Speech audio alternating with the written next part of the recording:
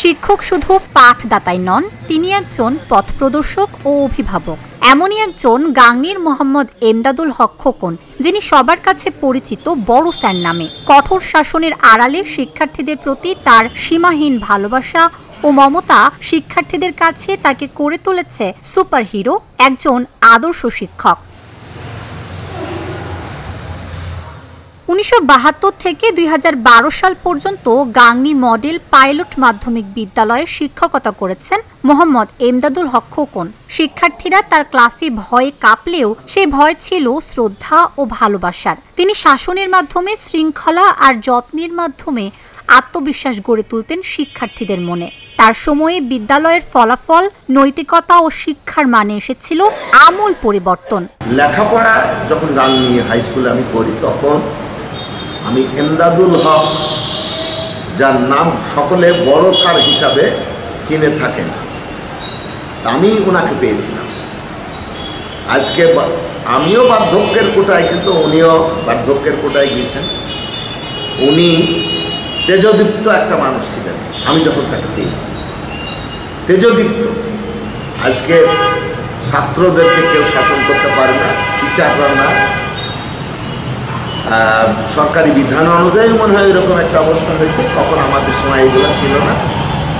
তো যে তেজদীপ্ত মানুষটার কথা আমি বললাম, আমার পরম শ্রদ্ধাভাজন শিক্ষক ছিলেন। উনি পড়া দিতেন এবং পড়া আদায় করে নিতেন টিচারদের, এই ছাত্রদের কাছ থেকে। মানে আদায় করে নেওয়ার কারণে যদি ওই স্যার বদরাগী স্যার হয়ে থাকে, কারোর কাছে হতে পারে, তবে তখন হয়তো আমাদের একটু মনে হতো যে স্যার খুব বদরাগী। এখন এসে বুঝতে পারি যে না, উনি আমাদেরকে মানুষ করার জন্য কি কি কাজ উনি তখন করেছিলেন এবং করা উচিত ছিল বলে এখন অনুধাবন করতে পারছি। আজও গাংনী সহ দেশের নানা প্রান্তে তার শিক্ষার্থীরা সমাজের নেতৃত্বে আছেন।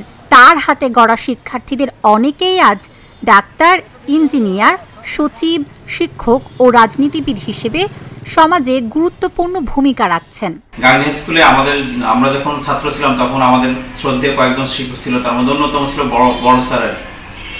বড় স্যার আসলে যেমন রাগী ছিলেন, বড় স্যারের একটা ছিল যে উনি অনেক রাগী ছিলেন, কিন্তু উনি অনেক ভালো মানুষ ছিলেন। উনি যেমন আমাদের বকাঝকা করতেন, উনি কিন্তু ভালোবাসতেন। বড় স্যারের পাশাপাশি আরও বেশ কয়েকজন শিক্ষক ছিল ওই সময়, শহীদুল স্যার, গণি স্যার, যাদের কারণে আমরা কিন্তু এই যে আমি একজন ডাক্তার হতে পেরেছি। এরকম অনেকে আছে, ইঞ্জিনিয়ার, অনেকে বইয়ের থেকে পাশ করছে, অনেকে আর্মিতে লেফটেন্যান্ট কর্নেল বা বিভিন্ন পর্যায়ে আছে, অনেকে ইঞ্জিনিয়ার হয়েছে, সচিব হয়েছে, অনেকে আছে এরকম। ওনাদের অবদান আসলে বলে শেষ করার মতো না। আমরা ওনাদেরকে যদি ওই সময়ের মতো আবার ফিরে পেয়েছি, আমাদের গাংনী হাই স্কুল বিশেষ করে যদি আগের পর্যায়ে ফিরে আসতে, তাহলে এরকম স্যার আমাদের আবার বারবার দরকার। আসলে আমাদের এমদাদুল হক বড় স্যার, আমাদের স্যার, আমাদের প্রাণের স্যার, আমাদের প্রিয় শিক্ষক ছিলেন। আমি বাড়ি থেকে পড়া করে এসেছি, স্যার ঢোকার পরে আমি সবই ভুলে গেছি, আমার আর কিছু মনে নেই। তো স্যারের যে শাসন, এই শাসনটা যদি আমরা কলেজ লাইফেও পেতাম, বিশেষ করে একাদশ দ্বাদশ শ্রেণীতে, তাহলে আমাদের জীবনটা আরও বেশি সুন্দর হতো। আমি আজকে গাংনী পাইলট স্কুল অ্যান্ড কলেজের প্রধান শিক্ষক হিসেবে দায়িত্ব পালন করছি। এইরকম অসংখ্য শিক্ষার্থী আছে যারা সচিব হিসেবে দায়িত্ব পালন করছে, যারা ডিজি হিসেবে দায়িত্ব পালন করছে, তারপরে যারা বিভিন্ন মন্ত্রণালয়ে গুরুত্বপূর্ণ পদে আছে, ডাক্তার, ইঞ্জিনিয়ার, যে অসংখ্য আমাদের বড় ভাইরা আছে, আমাদের সহপাঠী আছে, আমাদের নিচে যারা পরে লেখাপড়া করেছে, তারা স্যারের এই ছাত্র আছে। সুতরাং আমার মনে হয় যে হুট করে যে পরিবর্তন হয়েছে, যে শিক্ষার্থীকে শাসনের যে বিষয়টি, আমার মনে হয় যে যদি আবার আগের মতো বড় স্যার যেভাবে শাসন করতেন, এইভাবে যদি শাসনটা ফিরে আসতো, আমরা যদি করতে পারতাম, তাহলে এই অবক্ষয়ে ভরা সমাজটাকে হয়তো আমরা কিছুটা হলেও সামনে আলোর মধ্যে দেখাতে পারি। কঠোর শিক্ষক হওয়ার পাশাপাশি শিক্ষার্থীদের ভালো বন্ধু হিসেবেও পাশে থেকেছেন। এখনকার শিক্ষায় শাসনের জায়গা কমে গেছে, এতে শিক্ষার মান হারাচ্ছে, বললেন এই কৃতি শিক্ষক। 40 বছর মতো একই স্কুলে একই ছাদের নিচে ছিলাম। সে সময় আমাদের শিক্ষকতা করতে গিয়ে আমাদের অনেক কষ্ট করতে হয়েছে, চূড়ায় পার হইতে হচ্ছে। তখন তো শিক্ষকতা মানে কেউ এটাকে ভালো চোখে নিতেও না, আর আমাদেরকে সেই সমস্তগুলোকে ওভারকাম করতে গিয়ে অনেক পরিশ্রম করতে হয়েছে।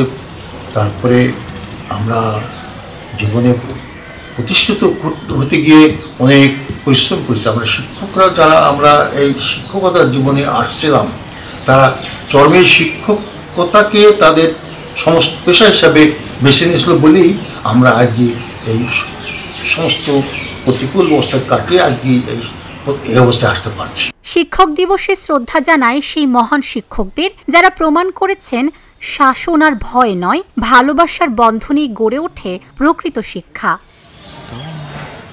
Dhaka journal, news desk.